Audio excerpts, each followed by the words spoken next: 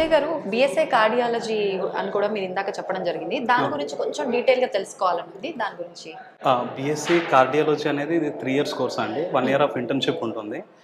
ఈ బీఎస్సీ కార్డియాలజీలో వాళ్ళు heart related diseases గురించి చదువుతారు. అంటే ఈసీజీ కానివ్వండి, అంటే లైక్ ఎలక్ట్రోకార్డియోగ్రఫీ కానీ, ఎకోకార్డియోగ్రఫీ కానీ, క్యాథెటరైజేషన్ కానీ. ఇంకో పాయింట్ నేను యాడ్ చేయాలనుకుంటుంది ఏంటంటే, మన యూనివర్సిటీలో ఓన్లీ కార్డియాలజీ ఒకటి నేర్పారండి. Even we have perfusion equipment. అంటే ఓపెన్ హార్ట్ సర్జరీస్ చేస్తారు కదా, ఆ టైంలో పర్ఫ్యూషన్ ఎక్విప్మెంట్స్ అవసరం.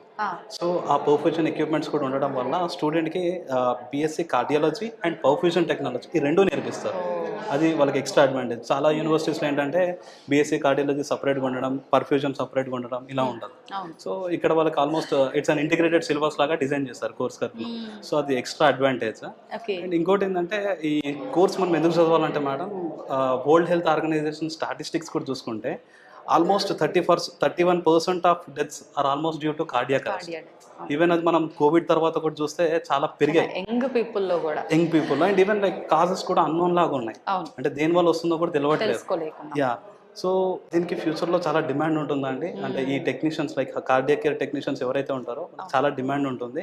అండ్ ఖచ్చితంగా మళ్ళీ చెప్తున్నా, అటాచ్డ్ మెడికల్ కాలేజ్ ఉండాలి.